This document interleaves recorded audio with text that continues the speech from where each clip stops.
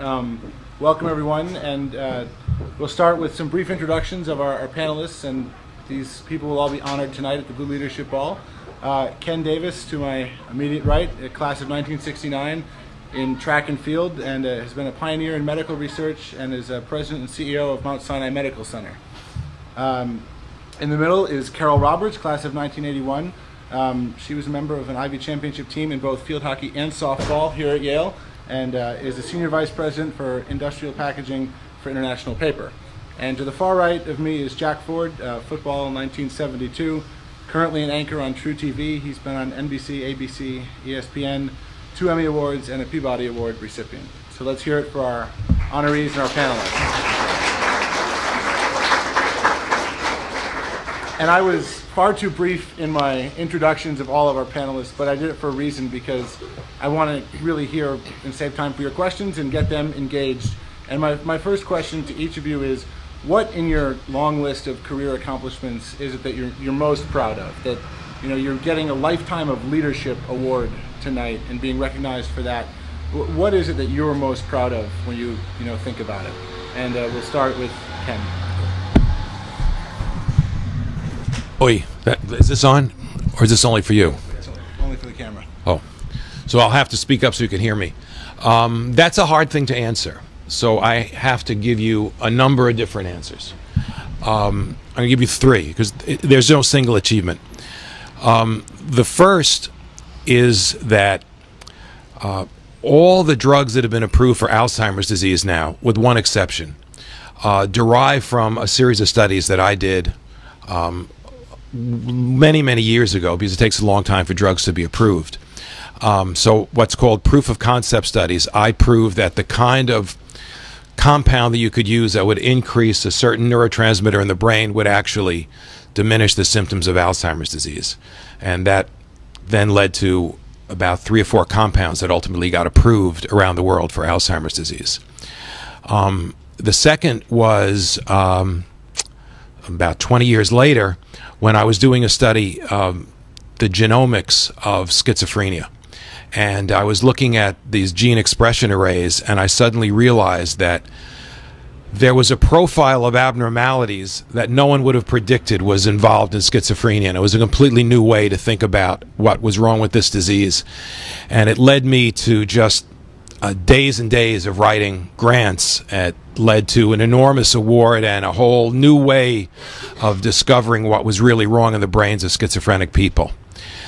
And the third happened by accident. My career has been in science and taking care of patients, but I was asked to be dean of our medical school, and our medical school and hospital in 2001, 2002 was in some difficult financial times. And I'm not an MBA, but the board of trustees turned to me and said, would you be the CEO and the dean of this whole place? And that was a $2.5 billion place with 15,000 employees. And when they asked me to do that, because I spent most of my career at Mount Sinai, I had this like nauseous feeling, because this was like a horrific event at the time. And I took it over because I love the place and I didn't think there was a whole lot of choice. And we have done extraordinarily well. I created a great management team. We've been enormously successful. Our margins are better than any other hospital in the region. Our national ranking, our NIH grants, everything has gone extraordinarily well, and it's just, for me, enormously gratifying. Well, that's a hard act to follow. Let's see. Groundbreaking drugs. Starts with Yale track. Brown boxes, corrugated packaging, and paper. So, and then a movie star. No, TV. But yeah, I'll put it down. But actually, my story is just a little bit different. I think when I reflect on what I'm proudest of, I've been blessed to have left Yale and had a career with a company for a long time, and had the opportunity to move up into levels of leadership. And I think what I'm proudest of is the people that I've touched along the way, that have touched me, the mentoring, the developing of other young talent.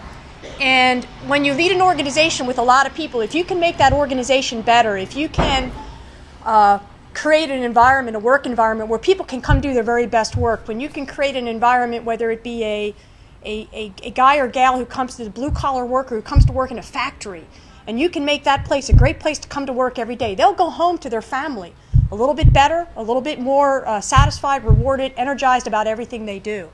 And what I've gotten to do at International Paper in my career is create that kind of environment where people can truly excel. And I think me being there and being part of it has actually made a difference. So I think that's probably the thing that in my career most proudest of, and is also what I get the most energy out of, and is probably one of my biggest passions. So I think that's what mine would be.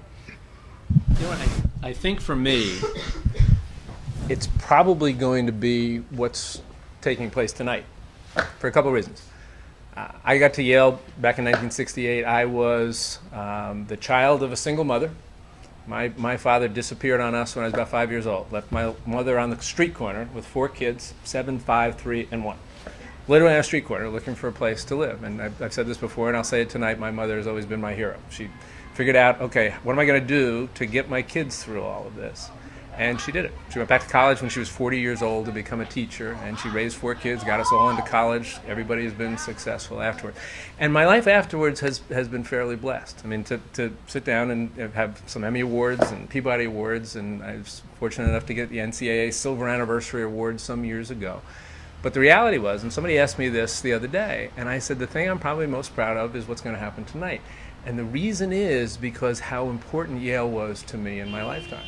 I mean, literally, 1968, I'm a public school kid, less than 100 kids in my graduating class. I show up here at a time that this is still fairly, I don't want to say an elitist institution, but it's not as encompassing and as all-embracing as it is now. And I'm waiting on tables, and I'm sweeping the floors in the gym, and I'm working as a bartender, and I'm playing football, and getting through Yale, and it was a place of transformation for me. So my affinity for Yale has always been enormous because of what it did for me. I'm equally proud of the fact both of my children were Yale student athletes. My daughter, who's now a doctor, graduated in 2004. My son graduated this past spring, working down on Wall Street. So for me, the notion of Yale that sort of took me in gave me a chance to play on some spectacular teams. You know, I always sound like one of those old guys when I talk about back in the 60s and 70s. Well, the reality is we were a national power in football. We were Division I. My junior year, I was telling some of the people before here, Yale played Dartmouth for the Lambert Trophy, the best team in the East. We were all ranked ahead of Penn State and Pittsburgh and Boston College.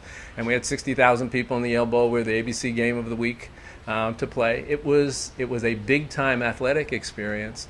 But more importantly than that, it was just a spectacular, life-changing experience for me here. So the reality is, when somebody says, what are you most proud of? I always say to them, I'm most proud of the fact that what Yale gave to me, and the idea of them giving something to me again tonight is probably that which I am most proud of.